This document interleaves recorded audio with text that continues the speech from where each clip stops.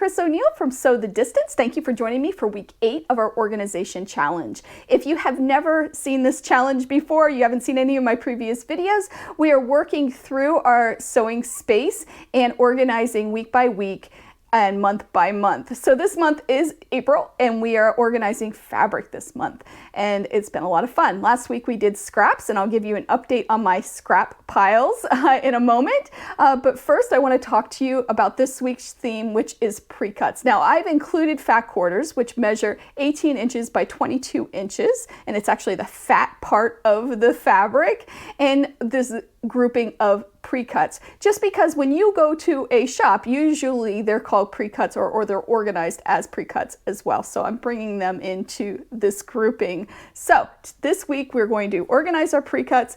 We're going to get all of our stray pre-cut pieces together and organized.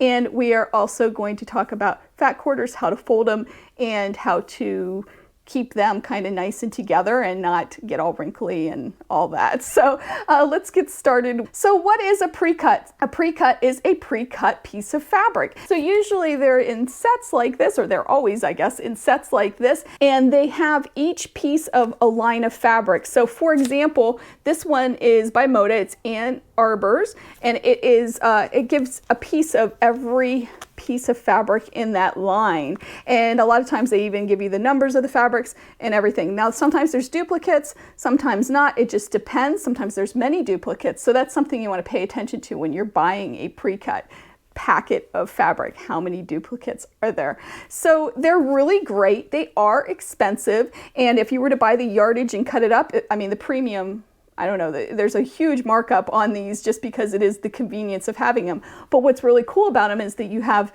fabric from every line, and there's tons and tons of patterns that you can use with pre-cuts. So that's just an overview. They also have jelly rolls, and there's honey buns, and there's layer cakes, and there's all kinds of different types of pre-cuts out there. And they're really nice to have. They're a great convenience. Now, years ago, if you're an older quilter like me, you know that we've been doing pre-cuts for a long time, right? We've made our sets or our kits.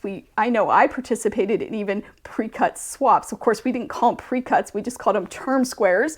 But we did all kinds of fun stuff with them, or at least I did, with swapping different squares. I don't even know if that's around anymore or not. But anyway, I think that the fabric companies caught on and now do it as a way of selling sets.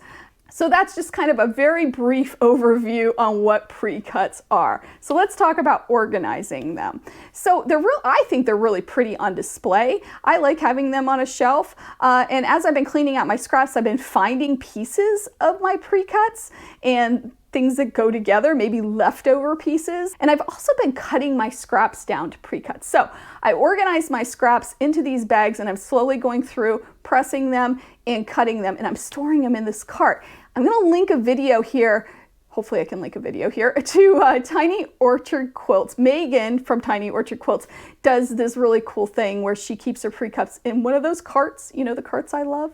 And I started doing that too. As I'm going through my scraps, I'm cutting 10-inch squares and 5-inch squares and 2.5-inch squares.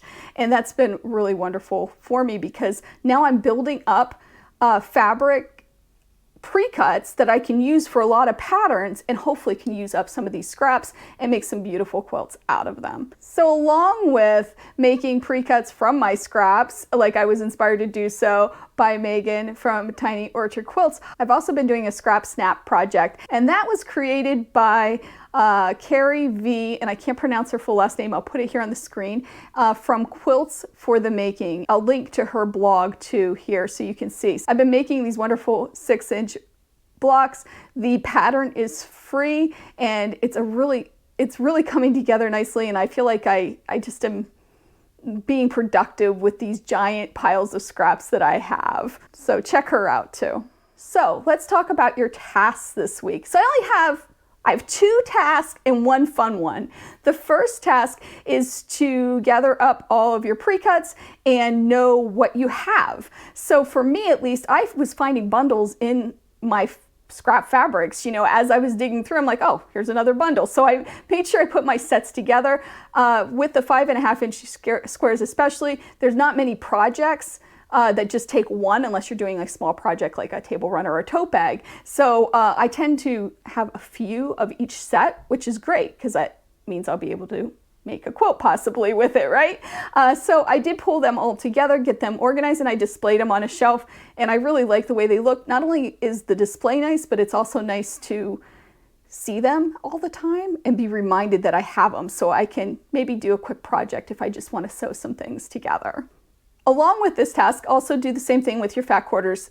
Pull them all together, see what you have, and maybe consider displaying them because they do look really pretty all together. It almost looks like a quilt shop or something, and I love that too. And speaking of fat quarters, I want to show you how I fold a fat quarter.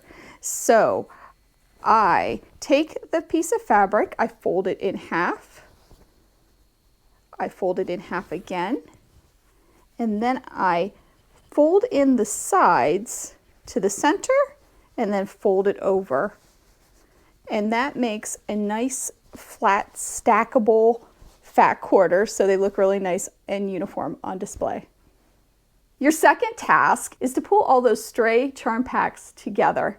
So for me, I had some pieces that were left over from a charm pack that I had, and I took those stray fabrics from the charm packs that I had, and I cut down one of the magazine boards to 5-inch squares, and then I stacked the fabric on that board nice and neatly, and then I wrapped it in a piece of paper. I used a piece of legal size printer paper and cut it down and then put the information on the front and then taped it just like our manufacturers do for these charm packs. I figure if it works for them, it's going to work for me too. Even as I was going through my fabric, I found 5-inch squares that were just all novelty prints, and so I did the same thing with that. I just pulled them all together as I sorted, and I made this bundle here of those two.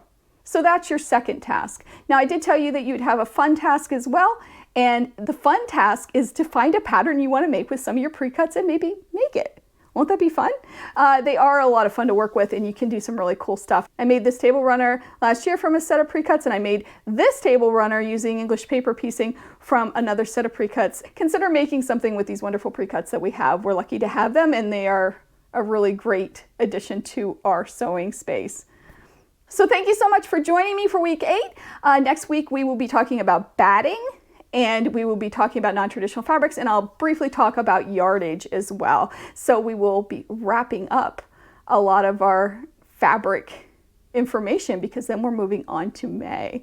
Again, please consider subscribing if you haven't done so, and I hope you take some time to quilt this week and enjoy your space as it's becoming more and more organized. I'll see you soon. Have a great week. Take care.